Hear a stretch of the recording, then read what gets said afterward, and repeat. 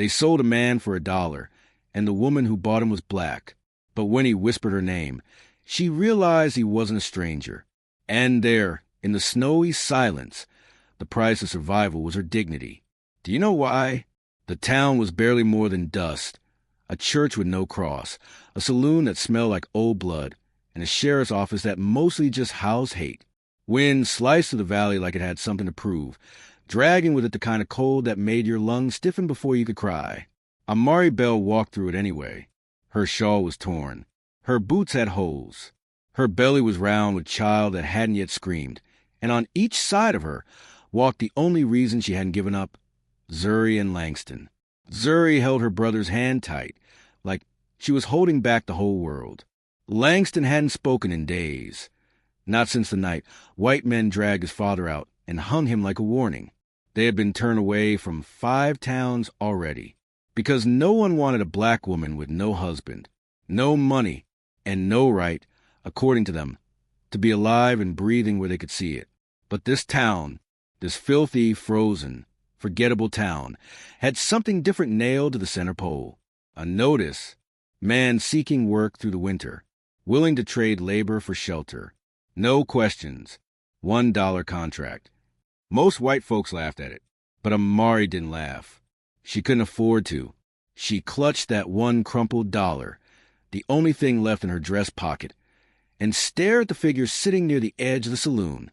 He looked carved out of stone, shoulders like trees, skin dark like hers, but lined with ash and war, a beard that hid his expression, and eyes that didn't look up for anyone. She stepped forward anyway. He didn't flinch when she stopped in front of him, just lifted his head slow, like a bear who'd learned not to waste energy on threats. "You the one posted the notice?" she asked, voice dry from wind and walking. The man blinked once, then nodded. She unwrapped the dollar from her palm and held it out like an offering. Not money, but a contract for survival, for something warmer than death. He looked at it, then at her, then at the children. Langston was clinging to her coat, like it was the only anchor left in his small world. Zuri stared up at the man with eyes that already knew too much. He took the dollar, slow. "Name?" she asked. His voice came low, like it hadn't been used in a while. "You'll know it when you need to." That should have frightened her. But nothing about this man felt like danger. Just silence. Old silence. They left the town before sundown, the sheriff watching from his porch, chewing something dark and spitting it at her feet. She didn't react. She'd seen worse than that. The wagon creaked as it climbed the frozen path through pine and dead branches, a trail no white family would have taken. Her hands held onto the seat edge, her back aching, her body tired in ways no one could see.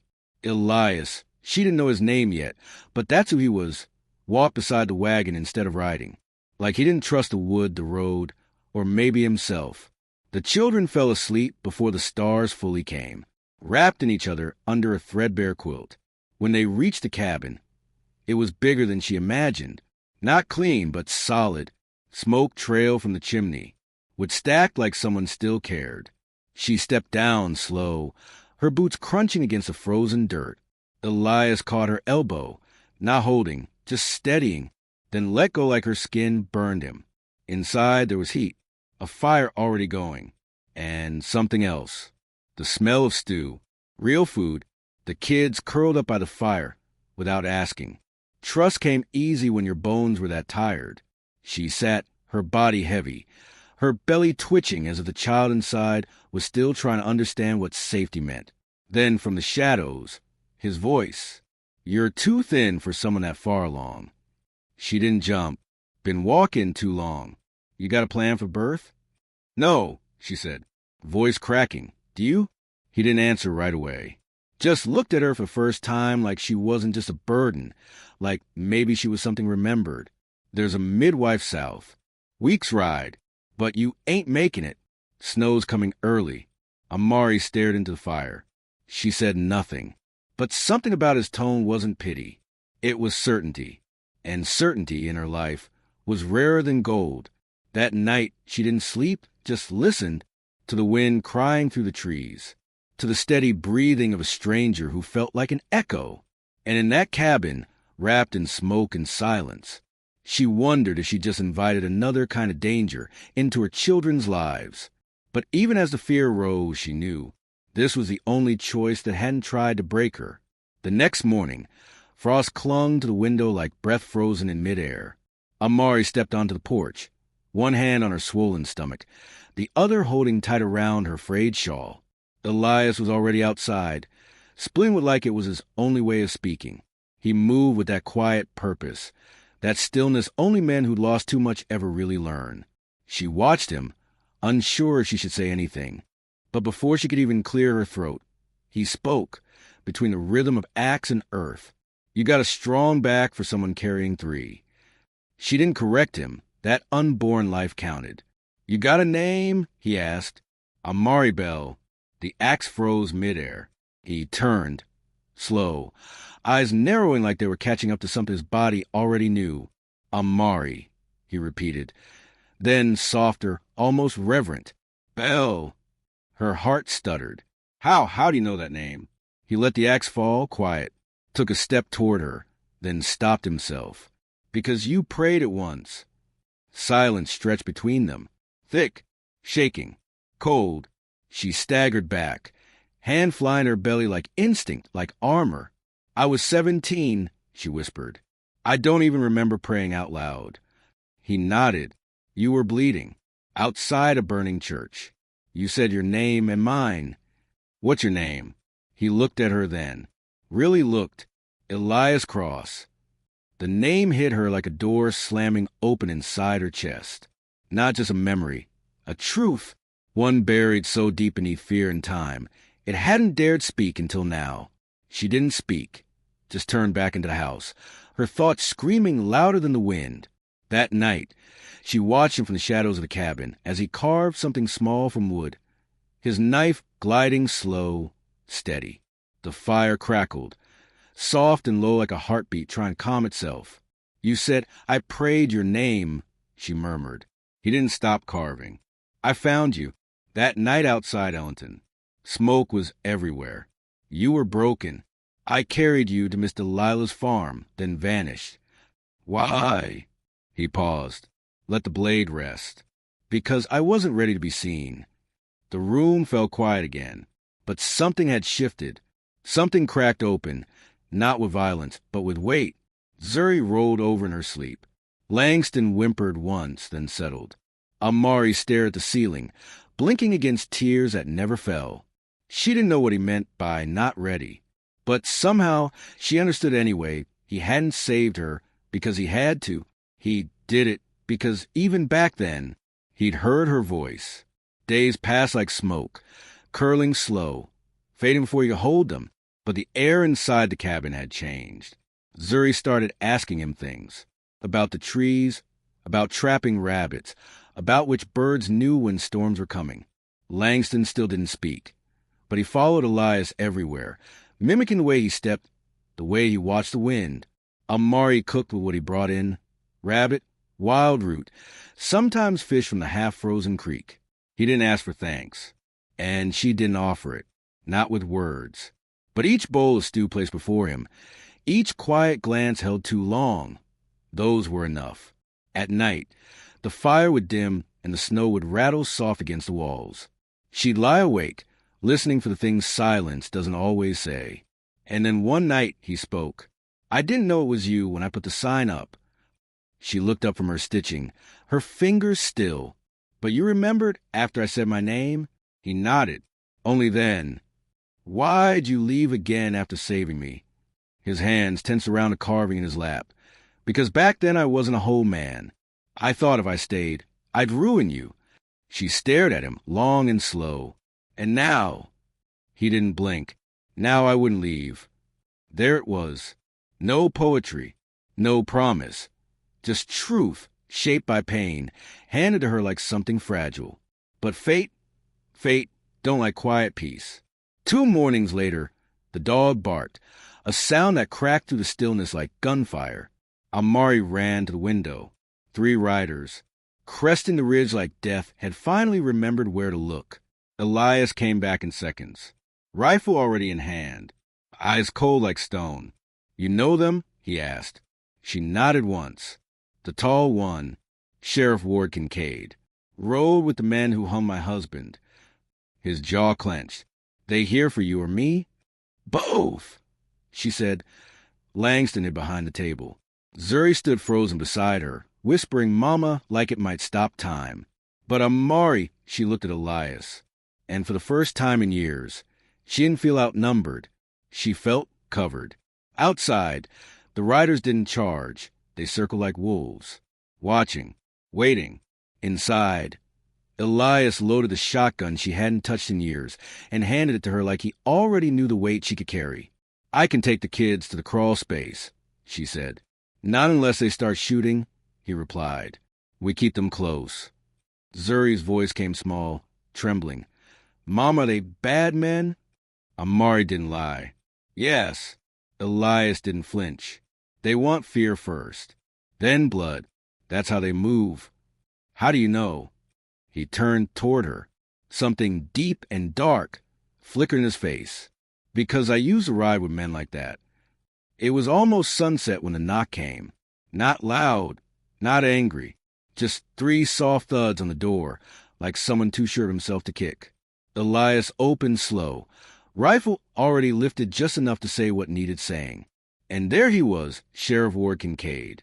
Still tall, still smug, still wearing that coat stitched from power and cruelty. He tipped his hat, eyes sliding past Elias like he wasn't even there. Well, I'm Mari Bell. Didn't expect to see you living this far up the mountain. She didn't answer. Kincaid clicked his tongue. See, your husband left town without paying his dues. Died too quick for it. That makes you inherited property. Elias didn't blink. There's no debt here. Oh, I disagree, Kincaid said, smiling now. Woman like her? And that baby inside her? That ain't free. The room went still. Amari's fingers tensed around the shotgun. Elias shifted, just enough to block the doorway with his body.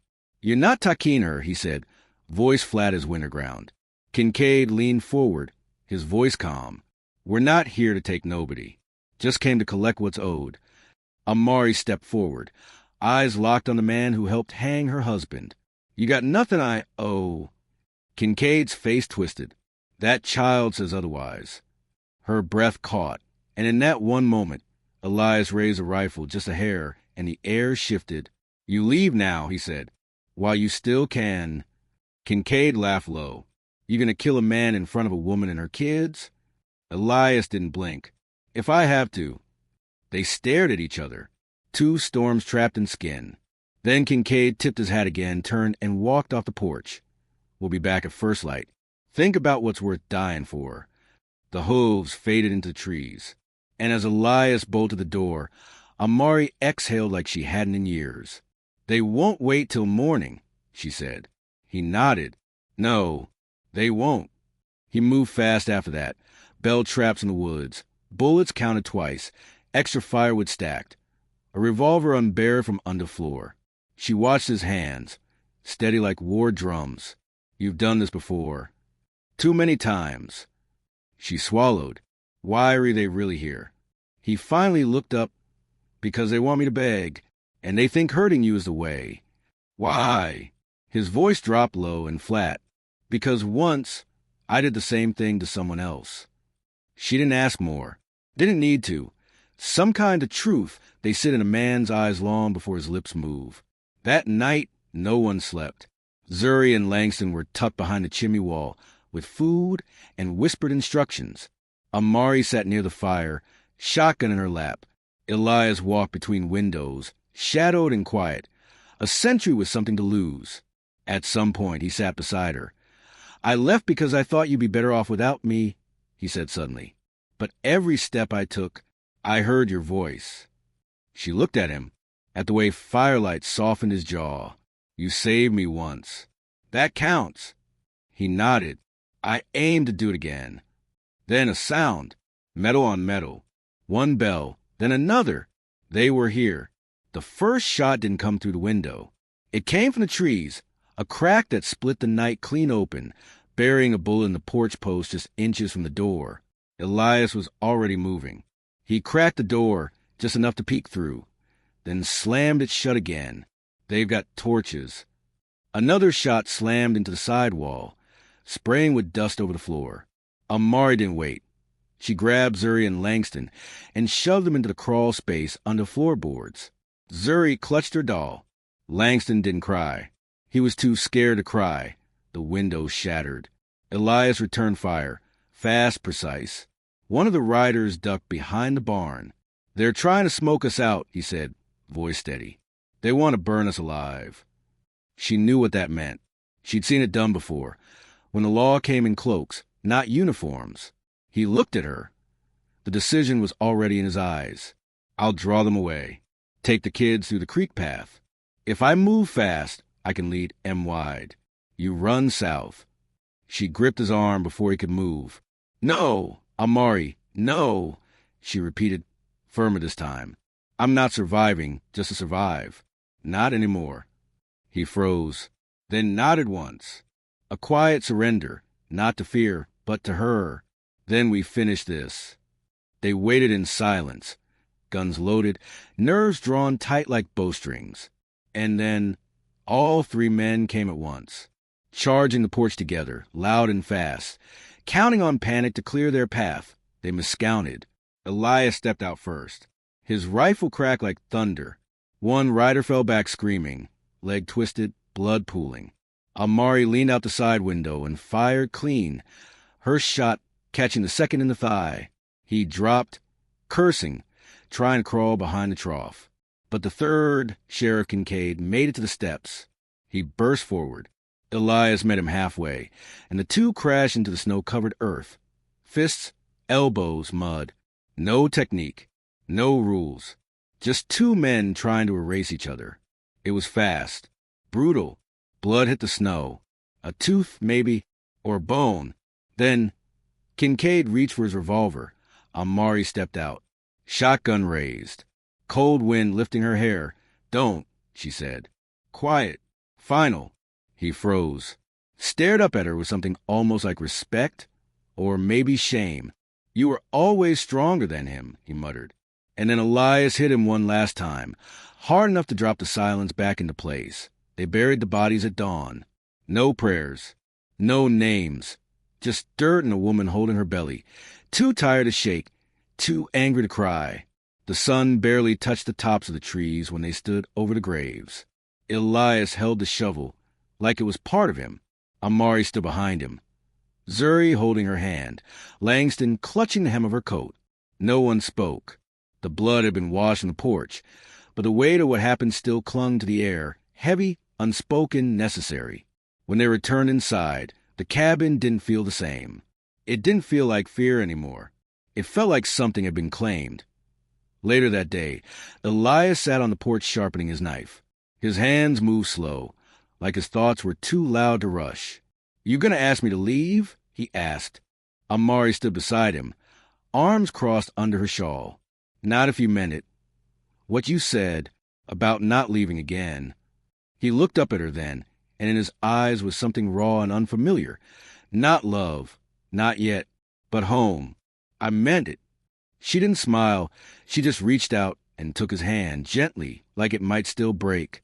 The days that followed moved like a hush.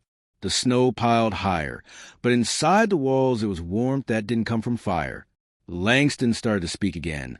First just a few words, then questions, always following Elias like his shadow was trying to grow up faster. Zuri laughed for the first time in months, chasing chickens through snow as if her lungs had finally remembered joy. And Amari, she didn't limp when she walked now, didn't glance over her shoulder like she used to. Each night she sat beside Elias, near the fire. Sometimes they didn't talk, sometimes they did, but always he stayed. Then came the morning when the pain hit. No warning, just a snap in her spine and breath stolen by fire in her belly. "It's time!" she gasped.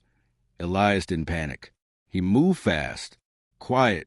Blankets cleared, water boiled. Zuri and Langston sent to the back with strict instructions. And then it was just her and him and the storm building inside her. The hours broke her, brought her to the edge, dragged her back. Her hands clutched his coat like it was the only thing keeping her anchored to this world. He never left her side. Whispered between contractions. Held her when she wept. Wiped sweat from her face like she was sacred. Then silence. Sharp. Hollow. Then the cry to wail, high and defiant, like a soul introducing itself to the cold world with fire. Elias laughed for the first time. A deep, startled, almost broken laugh. He wrapped the baby in cloth and laid her in Amari's arms. "She's perfect," he said, voice wrecked. Amari stared at her daughter, tears slipping without shame. "She's got your eyes," she whispered. Elias knelt beside her. "She's got your fight. That night, the wind howled outside. But inside, a black woman held her baby. A man watched over them with steady hands. And 2 children slept a house that no longer belonged to fear. Spring didn't arrive all at once. It crept in slow, dripping from the eaves, whispering through branches, softening the ground beneath their feet. Amari stood barefoot on the porch one morning, the baby, now named Naima, tucked warm against her chest. Zuri and Langston chased each other through thawing mud, their laughter echoing like a language the mountain hadn't heard in years. Behind her, Elias carved wood at the table, fixing, mending, building, not just things, but a life. They didn't speak much about the past, not the lynching, not the men who came back, not the scars that still lived under their skin. But some nights, when the cabin was quiet and the fire low, Elias would sit beside her, humming some half-remembered tune from long before the war, and she would close her eyes, let the sound hold her. One evening, he pulled something from his coat, a ring, rough silver, shaped by his own hand, and no jewel, no ceremony, just truth. "I ain't a preacher," he said, eyes down, "but I'd stay, build you something better. If you'd let me." She didn't speak, just slipped it on. And that was enough to be why the time summer rolled in thick and golden. They had added 2 rooms to the cabin. Amari planted greens. Zuri gathered eggs. Langston helped Elias dig fence posts. It wasn't heaven, but it was honest. And one day, a traveler passed through, a woman, tired and carrying a child on her hip. Elias tensed like he always did with strangers, but Amari stepped out first, bread in hand. "Are you lost?" she asked. The woman nodded, eyes wide. "No place wants us." Amari smiled, soft and real. "This place does." They'd build a second cabin, then a third. Word spread slow, the kind that travels in whispers.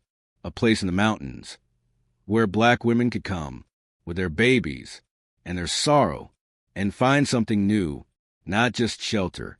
But a future point one night, under a sky so thick with stars it felt like a quilt stitched by God, Amari stood outside, holding Naima close. Elias came up behind her. "You ever think about that first day?" he asked. She nodded. "You said my name before I ever gave it to you. I heard it once, after the war. Thought it was a dream." She looked at him. It wasn't. He kissed her, not out of hunger, but peace. And in that kiss was everything they'd fought for, everything they'd lost, everything they were building. The mountain wasn't just quiet now. It was sacred, because a black woman had come here with nothing but pain in her womb, and planted a future with her hands. And when the world tried to take it, she didn't run. She stood. Sometimes what saves us isn't shelter. It's the people willing to stay after the fire burns. People who see your scars and say, "You're still worthy of home."